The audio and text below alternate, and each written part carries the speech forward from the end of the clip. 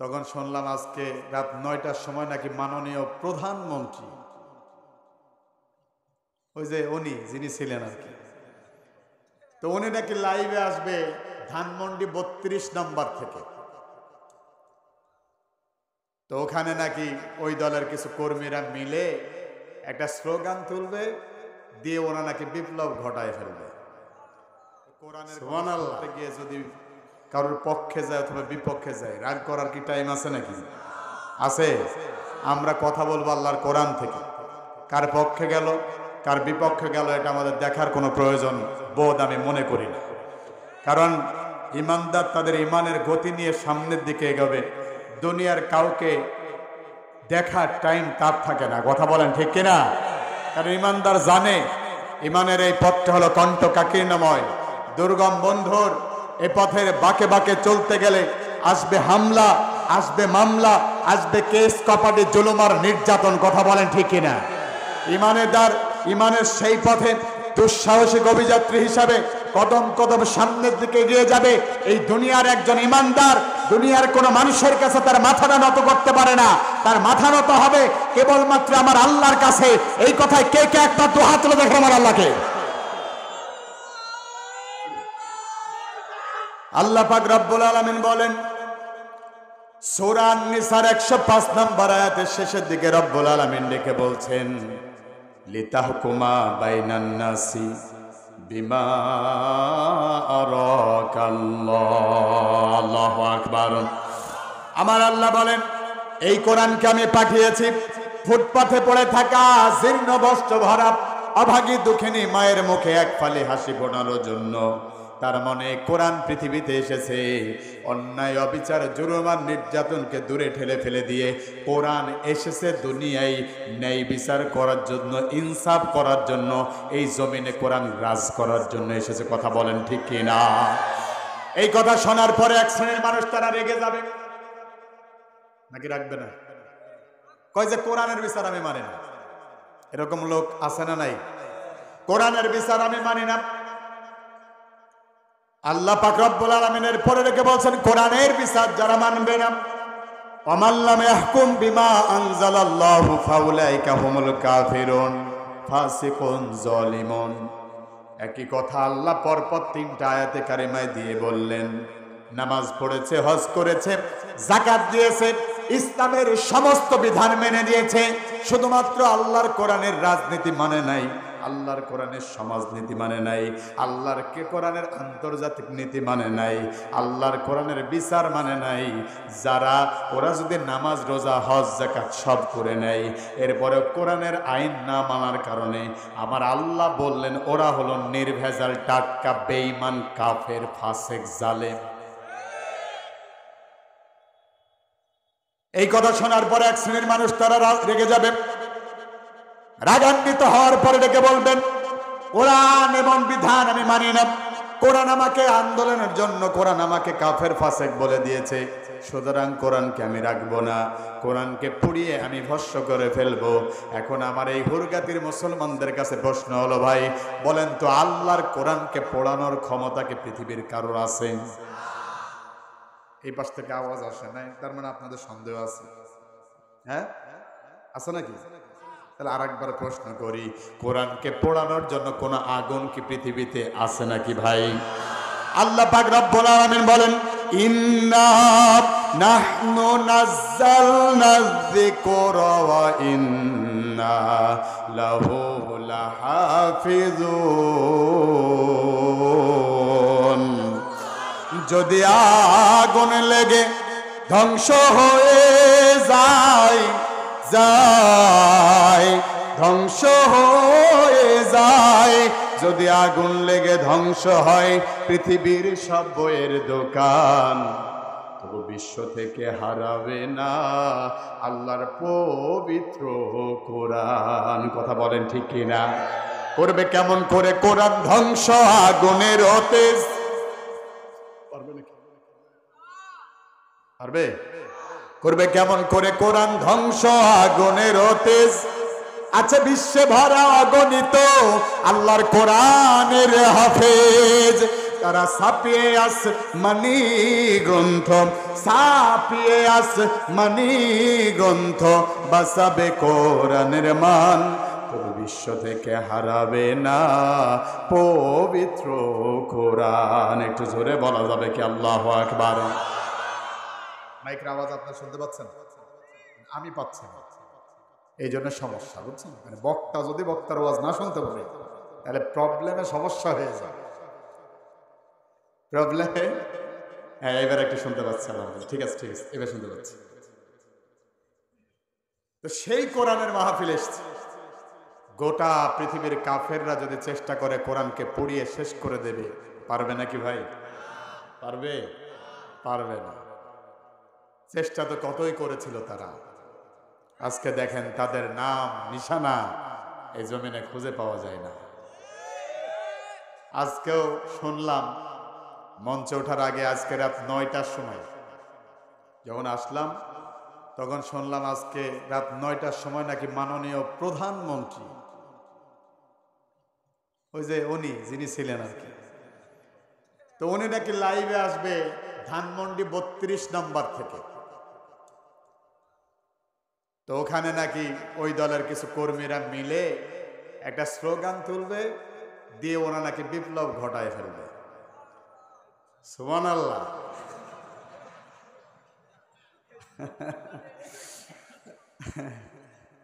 তো ওরা নাকি বিপ্লব ঘটাবে।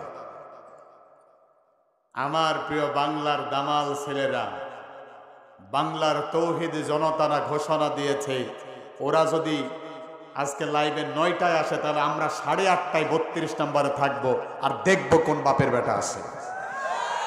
ওরা চলে গিয়েছে অলরেডি, উঠার আগে দেখলাম 32 নাম্বার ভেঙে চুরমার করতে শুরু করে দিয়েছে। আমি চেয়েছিলাম যে এটা আরো আগে হওয়ার দরকার ছিল, কারণ স্বৈরাচারের কোন স্থান, কোন স্থপতি এই দুনিয়া থাকার, স্থাপনা থাকার দরকার অধিকার রাখে না। কথা বলেন ঠিক না? তারা যে পরিমাণ মানুষের উপরে জুলুম করেছে, অন্যায় করেছে, অবিচার করেছে, প্রতি ফোঁটা রক্তের বদলা এই জমিনে তাদের যতক্ষণ নেওয়া হবে না ততক্ষণ পর্যন্ত এই জমিন পবিত্র হবে না। কথা বলেন ঠিক না? এমনি এমনি ছেড়ে দেওয়া হবে না। আমি চাই যে 32 নাম্বার ভেঙে ওর একটা ইটও যেন ওইখানে পড়ে না থাকে। আমার চুয়াডাঙ্গার সাংবাদিক ইলিয়াস ভাই উনি লিখেছে যে একটা ইটও যেন না থাকে। আমি আবার কমেন্টস করেছি, দাদা টেনশন নাই, বালি সিমেন্টও থাকবে না ইনশাআল্লাহ। কারণ আমরা যদি যাকে ধরি, ওই রাম আর বামেরা ধুতি নেওয়ার সময় পায় না, কখন দৌড় দেয়। কথা বলেন ঠিক না? 16.5 বছর দেশ থেকে দেখছেন না, ক্ষমতা হারায়া নিজের রান্না করা খাবারটাও খাইতে পারে নাই, 1 ঘন্টা জমিনে টিকতে পারে নাই, পালাই গেছে। তার মানে বোঝা যায় ওরা আমাদেরকে ডেকে বলতো আমরা নাকি পাকিস্তানের দালাল। আরে কথা কয় না রে, আমাদের কইতো আমরা পাকিস্তানের দালাল।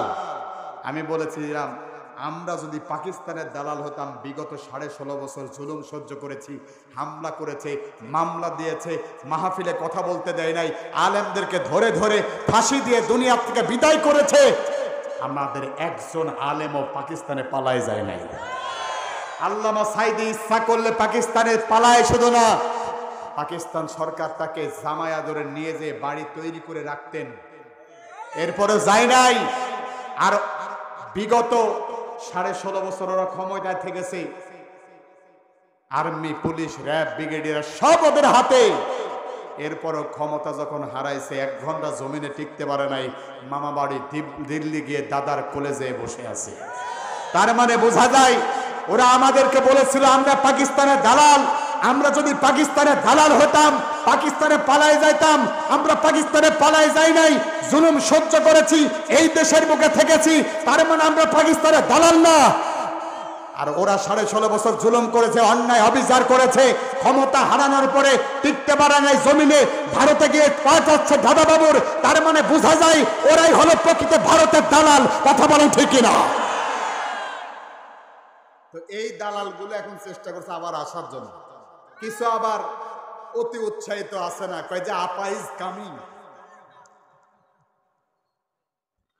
আপা আসিতেছে। আমিও বলি আসুক, খুনি যদি না আসে আপনি শাস্তি দেবেন কেমনে? আসার দরকার আছে। রাগ করেন না। যেই ছেলেটাকে একটা শর্ট গান দিয়ে তার কপালে মেরে মাথার খুলি উড়াই দিছে, ওই ছেলেটা যদি আপনার ছেলে হতো, আপনি কি পারতেন তাকে ক্ষমা করে দিতে? যেই বোনটা ধর্ষিতা হয়েছে সেই বোনটা যদি আপনার বোন হতো অথবা আপনার মেয়ে হতো, পারতেন ছেড়ে দিতে? পারতেন না। প্রিয় ভাইয়েরা আমার, এজন্য আসেন আল্লাহর কোরআন থেকে অল্প একটু কথা বলবো। যদি শোনার টাইম না থাকে তাহলে এখনই বলে দেন, থাকবেন না ভাগবেন? ভাগবেন? ও থাকবেন, আল্লাহ কবুল করুক, বলেন আমিন। তাহলে আসেন আল্লাহর কোরআন থেকে একটু তেলাওয়াত করে নিয়ে পড়েন।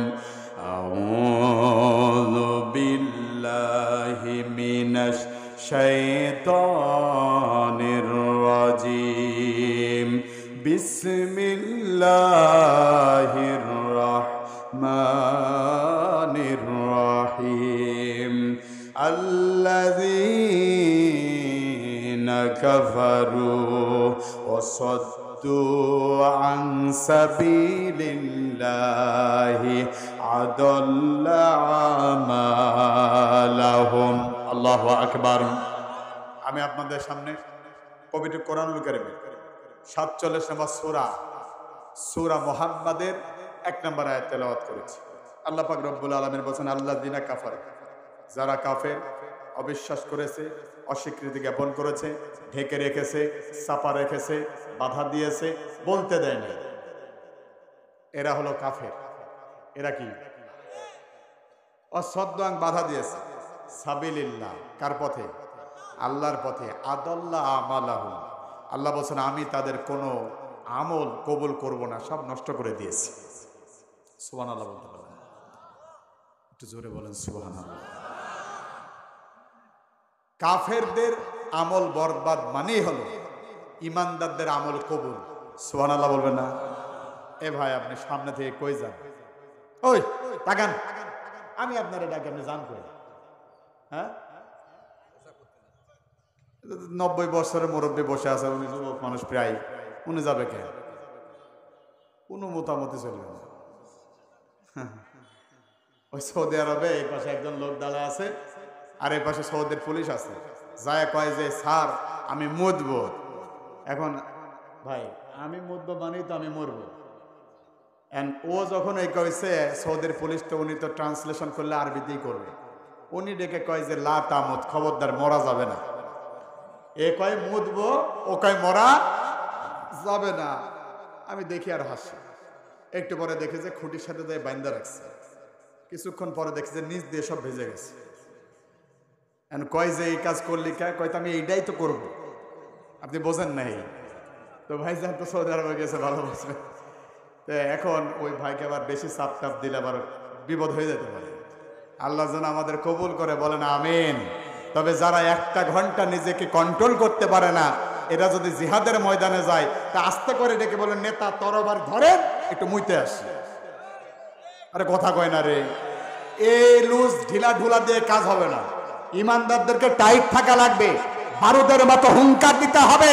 আর মিছিলের সামনে গিয়ে বুকে বুলেট নিয়ে বুকটাকে ঝাঁঝরা হয়ে যাবে, লাশের স্তূপ পড়বে, তার উপরে দিয়ে ইসলামের পতাকা উড়াতে হবে। কথা বলে ঠিক না?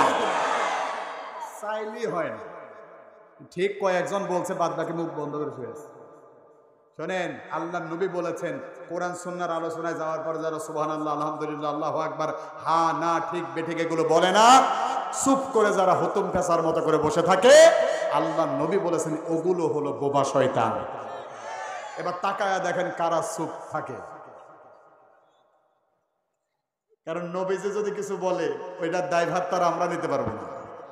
নবীজি কি মিথ্যা বলেছেন? নাউজুবিল্লাহ, জীবনেও মিথ্যা বলেন না। প্রিয় ভাইয়েরা আমার, কষ্ট হচ্ছে আপনাদের? এই অবস্থা যখন হয়ে গেল, তাকায়া দেখেন আল্লাহ পাক রব্বুল আলামিন এই আয়াত দ্বারা বলছেন, যারা কোরআনের পথে বাধা প্রদান করবে তাদের কোনো আমল কবুল হবে না, সমস্ত আমল আমি আল্লাহ বরবাদ করে দেব। আর যারা কোরআনের পক্ষে থাকবে তাদেরকে আমার আল্লাহ কবুল করে নেবেন। সুবহানাল্লাহ বলেন। এখন আসেন যেহেতু তাফসীরুল কোরআন মাহফিল, 5টা জিনিস লাগে তাফসীর করতে, মিনিমাম 5টা জিনিস লাগে। 1 নাম্বার তেলাওয়াত হয়েছে, 2 নাম্বার অর্থ, সেটাও হলো 3 নাম্বার শানে নজুল ব্যাকগ্রাউন্ড বা প্রেক্ষাপট, 4 নাম্বার ব্যাখ্যা, 5 নাম্বার শিক্ষা। এই 5টা জিনিস যেই মাহফিলে আলোচনা হয় ওটার নাম হলো তাফসিরুল কোরআন মাহফিল। একটু জোরে বলা যাবে কি সুবহানাল্লাহ?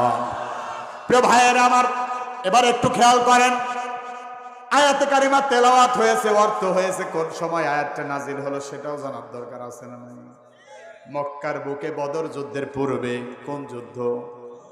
বদর যুদ্ধের পূর্বে আবু জাহেল, উতবা, সাইবারা বিশাল বড় গরু, ছাগল, মুরগি, ভেড়া সব জবাই করছে।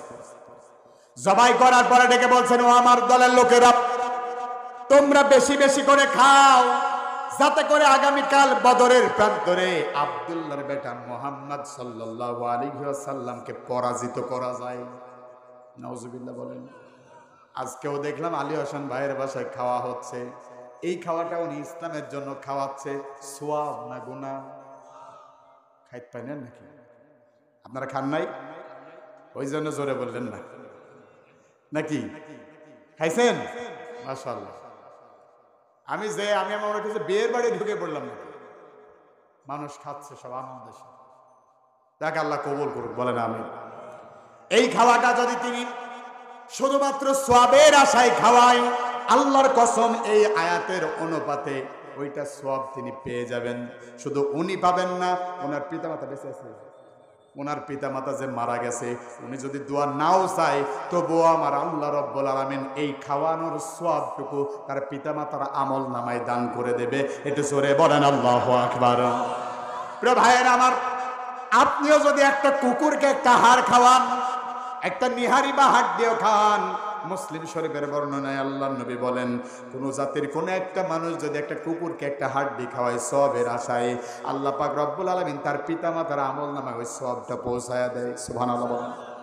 লাভ আছে না লস? কিন্তু আবু জাহেল যে খাওয়ার ব্যবস্থা করছে, ওখানে কি সওয়াব আছে নাকি? সবই ভালো, আবু জাহেলও খাওয়াইছে, আলী হোসেন ভাইও খাওয়াইছে, কিন্তু ওনার খাওয়ানোর উদ্দেশ্য হলো সওয়াব, আর আবু জাহেলের খাওয়ার উদ্দেশ্য হলো মুহাম্মদ সাল্লাল্লাহু আলাইহি ওয়াসাল্লামকে পরাজিত করা। বিজয় দেবেন কে? এই অবস্থায় নবীজির কাছে এই ঘটনা যখন খুলে বলা হলো, আল্লাহর নবী, বিশ্ব নবী মনক্ষুণ্ণ হলেন, একটু মন ভাঙা হলেন। আরশের মালিক আল্লাহ রাব্বুল আলামিন তখনই এই সূরা মুহাম্মাদের 1 নম্বর আয়াতে কারিমা নাজিল করে ডেকে বলেন, নবী হতাশ হওয়ার দরকার নাই, মনে রেখে দেবেন বিজয়ের মালিক আবু জাহেল নয়, বিজয়ের মালিক হলাম আমি আল্লাহ। সুবহানাল্লাহ। আশাহত হইও না কো তুমি, বলবো টেনশন নাই তো? তাহলে একটু বলেন, আশাহত হইও না কো তুমি, ব্যথাহত হইও না কো তুমি, না হয় হলো মন শুকনো কোনো মরুভূমি। সুবহানাল্লাহ বলেন। আরো কিছু পথ চলো, মরিচিকা মারিয়ে দেখবে সাগর আছে দুটি বাহু বাড়িয়ে।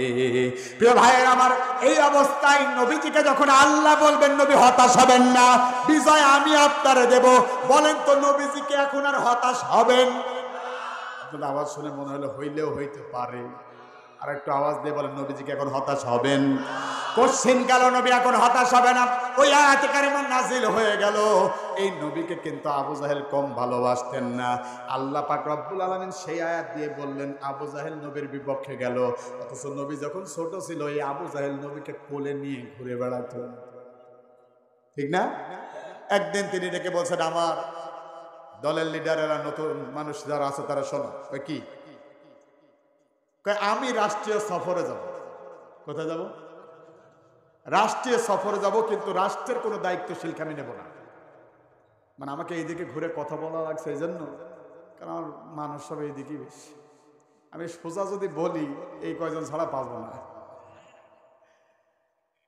প্রিয় ভাইয়ের আমার, আবু জাহেল দেখে বলল, রাষ্ট্রের কোনো দায়িত্বশীলকে আমি নেব না। এই রাষ্ট্রীয় সফরে আমার সাথে থাকবে 2 জন মেহমান, বাইরে থেকে আমি নেব না। প্রথম যেই মেহমান আমার সাথে থাকবে সেইটা হলো আমার নিজের সন্তান ইকরামা। কার সন্তান? নিজের সন্তান। নবীজির বয়স তখন 8 বছর হবে। বিশ্বনবীর বয়স যখন 8 বছর, ওই সময়ের কথা আমি আপনাদেরকে বলছি। আবু জাহেল তার লোকজনকে ডেকে বলছেন, আমি আমার সন্তানকে নেব, আমার সাথে আর কাউকে আমি নেব না। লোকজন জিজ্ঞেস করছে, ও আমাদের নেতা, আর একজন তারে কারে নেবেন? মানুষের যেটা চিন্তাও ছিল না, আবু জাহেল সেই চিন্তা করে বসে আছে। তিনি ডেকে বলেন, আর একজন আমি যাকে আমার সফর সঙ্গী হিসেবে নেব, তিনি আমার চাচাতো ভাই, আমার প্রতিবেশী ভাই আব্দুল্লাহর বেটা মুহাম্মদকে আমার সাথে নেব সাল্লাল্লাহু আলাইহি ওয়াসাল্লাম। সুবহানাল্লাহ বলেন। বয়স কত নবীজির? মাত্র 8 বছর। নবীজিকে নিয়ে ছুটতে লাগলেন আবু জাহেল। ছুটতে ছুটতে দূর দূরান্তে চলে যায়। সফর শেষ করে যখন বাড়ির দিকে আসবেন, ওই অবস্থায় সন্ধ্যা হয়ে যাচ্ছে, এখনো ফিরে আসে নাই। কষ্ট হচ্ছে না কেন? এখনো ফিরে আসে নাই। আবু জাহেলের স্ত্রী নাকেরা ডেকে বলছেন, কেন এখন আসছে না, ব্যাপারটা কি? নাকেরা আস্তে করে তার বারান্দায় এসে দাঁড়িয়ে দেখতে থাকে, দেখে না কত দূর আছে। নাকেরা দূর থেকে তাকায়া দেখে উটের উপরে একজন বড় মানুষ আছে, নিচে আছে আর একজন ছোট মানুষ, আর আবু জাহেলের সামনেও একজন ছোট মানুষ আছে উটের উপরে।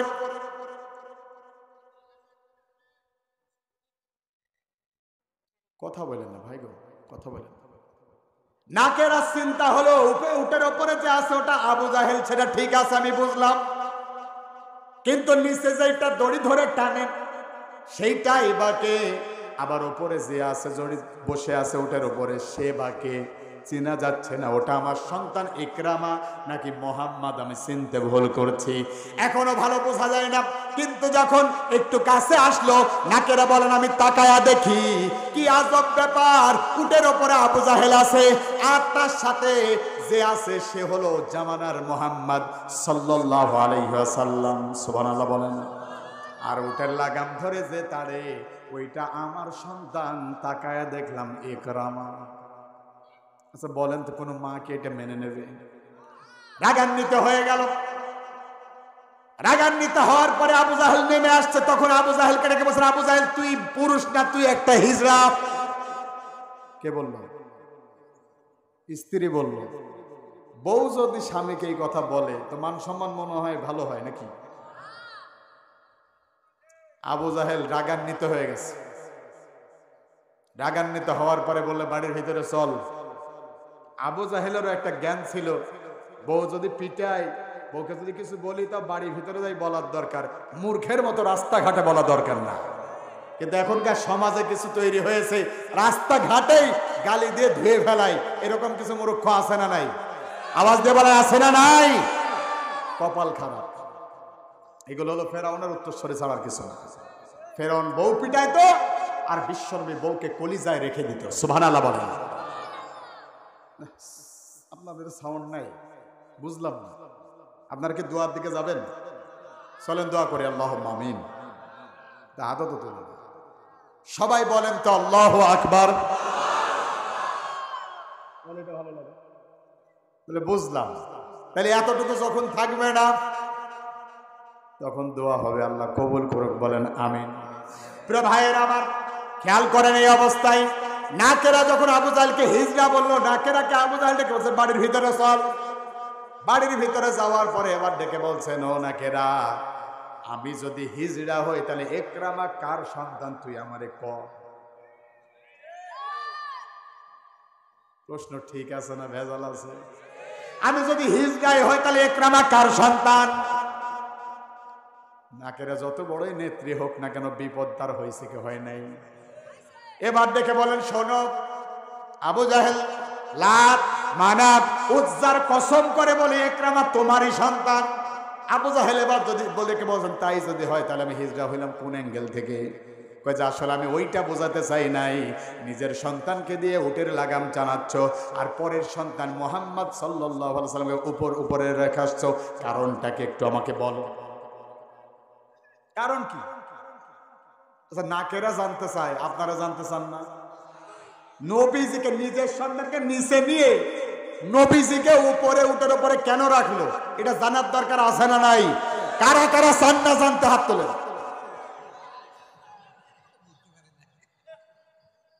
ভাই আমি জানি এটা ভালোবাসা থেকে উঠে গেছে, কিন্তু টেস্ট করার একটাই কারণ হলো আমরা এইভাবেই মাঝে মাঝে ভুল করে দে সুর তুলে দেয় দে সিল দে নেতারে, এমন সিল মারে নেতা, ওই সিল পাওয়ার পরে নেতা ইসলামী আন্দোলনের কর্মীদেরকে ধরে মারে, জেলে ভরে, আর ওই নেতাই উঠে রেখে বলেন কোরআনের মাহফিল হবে না। কথা বলেন ঠিক কিনা? আগামী দিনকে এমন ভাবে আমরা সাজাবো, এমন কোন নেতাকে আমরা ক্ষমতায় বসতে দেব না যে নেতা আল্লাহর কোরআনের বিপক্ষে চলে যায়। কথা বলেন ঠিক কিনা? এই জন্য আল্লাহর কোরআনকে বিজয় করার জন্য যদি আর একবার বদর উহুদের মতো, তাবুকের খন্দকের মতো মাথায় কাপড়ের কাপড় বেঁধে ময়দানে ঝাঁপিয়ে পড়ে বুকের তক্ত রক্ত দিতে হয়, কে কে রাজি থাকবে? দু হাত তুলে দেখা আমার আল্লাহকে। প্রিয় ভাইয়ের আমার, খেয়াল করেন এদিকে তাকান এদিকে। তাহলে আবু জাহেলের কাছে জানতে চাচ্ছে নাকেরা, কে জানতে চাচ্ছে? নাকেরা জানতে চাচ্ছে তুমি কোন কারণে নিজের ছেলেকে নিচে রেখে পরের ছেলেকে উপরে বসাবে। তাহলে আমরা ওইটা জানতে, কিন্তু আমি এত পাগল না যে এখনই বলে দেব।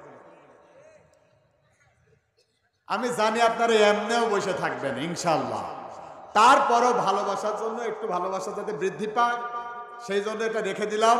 মূল উদ্দেশ্য ছিল আবু জাহেল নবীকে ভালোবাসতো নাকি বাসতো না? কিন্তু যখনই নবী ডেকে বলছে লা ইলাহা ইল্লাল্লাহ, আল্লাহ ছাড়া কারোর আইন চলবে না, তখনই আবু জাহেল ডেকে বলছেন মুহাম্মদ সাল্লাল্লাহু আলাইহি সাল্লাম, তুমি খানকা, মাদ্রাসা, মসজিদ এগুলো নিয়ে থাকো, রাজনীতির সাথে তোমার কিছু সম্পর্ক বাবা?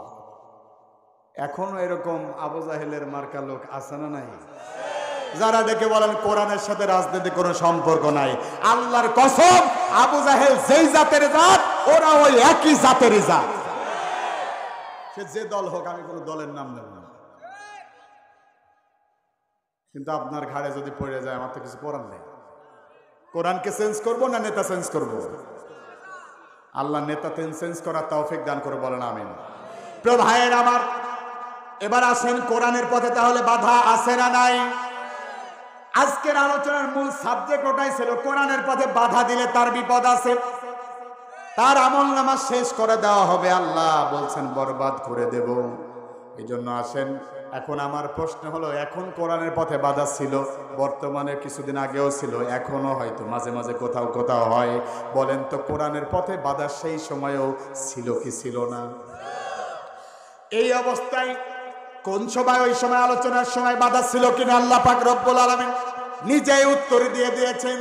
وقال الذين كفروا لا تسمعوا لهذا القرآن والغوا فيه لعلكم تغلبون। আমার আল্লাহ পাক রব্বুল আলামিন বলেন, ওয়াকাল আল্লাযিনা কাফারু, ওই দিন কাফেরেরা সিদ্ধান্ত নিয়েছিল কোরআন শুনতে যাওয়া যাবে না, এবং কোরআনের আলোচনা যাতে না হয়, সেই জায়গায় কোরআনের আলোচনা হবে ওই জায়গায় বাধা দাও, হট্টগোল বাধাও, যাতে করে মানুষ শুনতে না পারে। এই সিলসিলা যিনি তৈরি করেছিলেন আবু জাহেল, তিনি। এখনো যারা ওই সিলসিলায় কোরআনের পথে বাধা দেয়, বুঝে নিতে হবে আবু জাহেল নাই, কিন্তু জাইতেরা এখনো বেঁচে আছে। প্রিয় ভাইয়েরা আমার, তাহলে কোরআনের পথের বাধা তখনও, কথা কয় না, তখনও বাধা ছিল। সে আওয়াজ আর আছে ভাই? নাই। মাসুম ভাই বলছে নাই, আছে? বলেন তো আল্লাহু আকবার। এত চালাক হইলে হবে না, জায়গা মতো দিলে হবে ইনশাআল্লাহ। আল্লাহ কবুল করুক, বলেন আমিন। প্রিয় ভাইয়েরা আমার, ওয়াজ বক্তা করে না, বক্তাকে ওয়াজ করিয়ে নিতে হয়। শ্রোতা যেমন বক্তা তেমন। বিগত 16.5 বছর এই জমিনে আমরা একটা টু শব্দ করার ক্ষমতা করি নাই, এই জন্য ওরা আমাদের মাথার উপরে চেপে বসেছিল জগদ্দল পাথরের মতো। আর যখন আমরা লড়েছি, আমাদের একজন আবু সাইদ মরেছে, মুগ্ধ মরেছে, বুকের তক্ত রক্ত ঢেলে দিয়ে যারা সামনে গিয়েছে, বাতিলেরা পালানোর জন্য ইঁদুরের গর্ত এখন খুঁজে পাচ্ছে না। কথা বলেন ঠিক না? তার মানে আপনি উঠে দাঁড়ালে ওরা পালাবে, এটাই স্বাভাবিক। আধারে ভয় পেও না, বলবো আধারে ভয় পেও না, আলো আছে আড়ালে, কালো সব পালিয়ে যাবে তুমি উঠে দাঁড়ালে, কালো সব পালিয়ে যাবে আপনারা উঠে দাঁড়ালে। কথা বলেন ঠিক কিনা? বালুর ওই বাঁধগুলো চর ভেসে যাবে এলে ঢেউ, দাবানল জ্বললে পারে ফু দিয়ে টানে ভাই কেউ। মঞ্জিল পাবে তুমি, মঞ্জিল পাবে তুমি পাহাড় বাঁধা মারালে, কালো সব পালিয়ে যাবে তুমি উঠে দাঁড়ালে। আল্লাহ কবুল করুন, বলেন আমিন। প্রিয় ভাইয়ের আমার, এই জন্য আমাদের দিক নির্দেশনা হবে কোরআন। কোরআন যেইভাবে বলেছে ওইভাবে যাব, ওই দিকে যাব। কষ্ট নিয়ে না, আর মাত্র 33 মিনিট। আল্লাহ কবুল করুক, বলেন আমিন। প্রিয় ভাইয়ের আমার, তাহলে কোরআনের পথে বাধা তখনও ছিল কি ছিল না? আল্লাহর নবী দাওয়াত নিয়ে গেলেন আবু জাহেলের কাছে। এটা কি কোনো অপরাধ? নবীজির কাছে নবীজি যখন দাওয়াত নিয়ে গেলেন, আবু জাহেল জুলুম অত্যাচার সহ্য করে শুরু করে দিল। শুধুমাত্র জুলুম আর অত্যাচার না, নবীকে ডেকে বলো, নবী খবরদার দাওয়াতি কাজ কইরো না। নবীজি দাওয়াতি কাজ যখন ছেড়ে দেয় না, আল্লাহ নবীর হাতে কালেমা পড়লেন আম্মার, ইয়াসার, সুমাইয়া রাদিয়াল্লাহু তাআলা আনহা। যখন তারা কালেমা পড়তে লাগলো, তাদের উপরে জুলুম আর অত্যাচার সহ্য করতে না পেরে দুনিয়ার থেকে যখন তারা বিদায় নিয়েছে, আল্লাহ পাক রব্বুল আলামিন ওই 2-3 জনের বিদায়ের মাধ্যমে আরো 72 জনেরকে কালেমার পথে সঙ্গীন বানায় দিয়েছে। সুবহানাল্লাহ বলেন। যত বাধা দেবে ততই ইসলাম বেগতিক ভাবে দৌড়াতে থাকবে। সুবহানাল্লাহ বলেন। প্রিয় ভাইয়ের আমার, ওই অবস্থায় আবু জাহেল দেখলো ঠেকানো তো গেল না, এখন মুহাম্মদ সাল্লাল্লাহু আলাইহি ওয়াসাল্লামকে কিভাবে আমি ঠেকাবো? এই জন্য পরামর্শের জন্য তার একটা পরামর্শ গুরু ছিল, নাম তার নাকেরা। কি নাম তার? পরামর্শ দাতি, তার মানে স্ত্রী, বউ। আবু জাহেল নিজের বউয়ের কাছে পরামর্শ নিত। এখনো কিছু পুরুষ আছে না, দেখেন না, বউ যায় আগে আগে ব্যাগ নিয়ে, আর স্বামী যায় পিছনে পিছনে। মনে হয় মানে বউ আগে দৌড়াচ্ছে আর স্বামী বেচারা ব্যাগ নিয়ে পিছনে যাচ্ছে। মনে হচ্ছে বউ হলো রাজমিস্ত্রি আর ওইটা হলো জুগাই। আশ্চর্য কথা। এইটা করো সেইটা করো। বউ এমন হবে না, বউ হবে বিনয়ী। স্বামীর নির্দেশ মানা তাকে ফরজ করা হয়, যদি সেটা বৈধ হয়। কথা বলেন ঠিক কিনা? খবরদার উল্টা পাল্টা কাজ করা যাবে না। মা বোনেরা, স্বামীর খেদমত করেন। এই পৃথিবীর স্বামী ছাড়া আপনার আর কেউ নাই। কথা কন ঠিক কিনা? প্রিয় ভাইয়ের আমার, আবু জাহেল চলে গেল। যাবার পরে ডেকে বলেন, না কেরা, কি করা যায়? আমি তো মুহাম্মদকে ঠেকাতেই পারলাম না। আবু জাহেলের এই কথার উত্তরে নাকেরা ডেকে বলছেন, বুদ্ধি একটা আছে। কই কি? কই মারা ধরা করার দরকার নেই, পারলাম না, ওটা সাবজেক্ট শেষ। ধরে নিয়ে আসো, জেলখানায় পুরে রাখো, এমনিই ঠান্ডা হয়ে যাবে। শুধু তাকে না, যদি তার সঙ্গ পাঙ্গ কাউরে পায় তাকে সহ ধরে নিয়ে আসবা।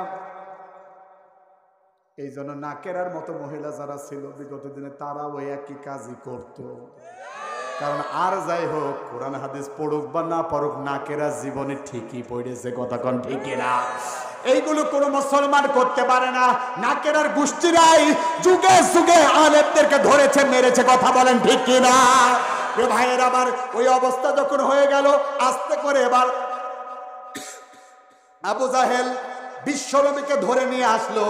একা বিশ্বনবীকে নয়, বিশ্বনবীকে সহ আরো 52 জন নারী এবং পুরুষ মহিলাকে পর্যন্ত গ্রেপ্তার করে শিয়াবে আবি তালেবের জেলখানায় পুরে দিল। নাউজুবিল্লাহ বলেন। কষ্ট হচ্ছে ভাই আপনাদের? আর যখন জেলখানায় পুরে দেওয়া হলো, আবু জাহেল ঘোষণা দিল, খাবারের দরকার নাই, খাবার বন্ধ করে দে।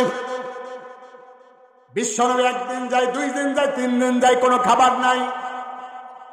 কোলের ছোট্ট শিশু সন্তানকে নিয়ে এসে মহিলা সাহাবা ডেকে বলছেন, ইয়া রাসূলুল্লাহ, ইয়া হাবিবাল্লাহ সাল্লাল্লাহু আলাইহি সাল্লাম, কালিমার দাওয়াত দিতে গিয়ে আমরা জেলখানায় চলে এসেছি নবী। আজকে বুকের দুগ্ধ পর্যন্ত শুকিয়ে গেছে। কি দেব সন্তানের মুখে তুলে? কোনো অবস্থা আমি পাই না।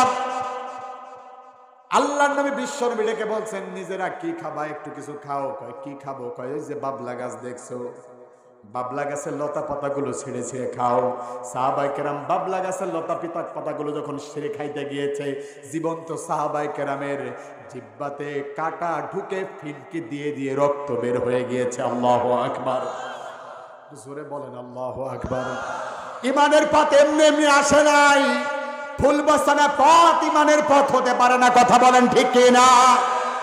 এ পথে বদর এসেছে, খন্দক এসেছে, এ পথে উহুদ এসেছে, এ পথে হাজারো হামজার মতো সাহাবায়ে কেরাম জীবন দিয়েছে, তারপরে ইসলাম এত জোর পর্যন্ত এসেছে, কথা বলেন ঠিক কিনা?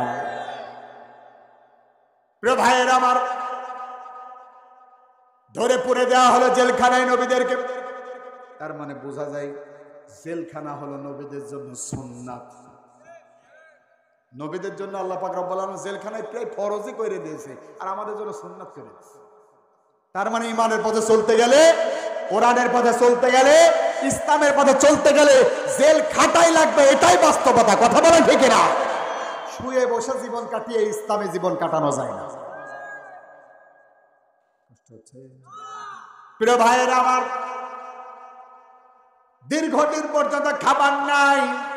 আবু জাহেল এবার বিচারপতি নিয়োগ দিল, নতুন একটা ট্রাইব্যুনাল গঠন করলো। মানে আমাদের দেশে যে ট্রাইব্যুনাল গঠন করা হয়, এই ট্রাইব্যুনাল গঠন করে আবু জাহেলের চিন্তা হলো বিদেশ থেকে আমি সব মেহমানগুলোকে নিয়ে আসবো, বিচারক নিয়ে আসবো। তারা যখন বিচার করবে এক এক করে, একটা নয় দুইটা নয়, 25 জন বিচারককে সে নিয়োগ দিল। কতজন? 25 জন বিচারক বিদেশ থেকে আসলো আবু জাহেলের কাছে। আর তার চিন্তা ভাবনা হলো মুহাম্মদ সাল্লাল্লাহু আলাইহি ওয়াসাল্লামকে রাষ্ট্রীয় অপরাধী করে জেলখানায় ঢুকিয়ে, আর রাষ্ট্রীয় অপরাধী করে তারপরে ওকে ফাঁসি দিয়ে আমি শেষ করে দেব, পথের কাটা শেষ হয়ে যাবে। কিন্তু বাঁচানোর মালিক কে?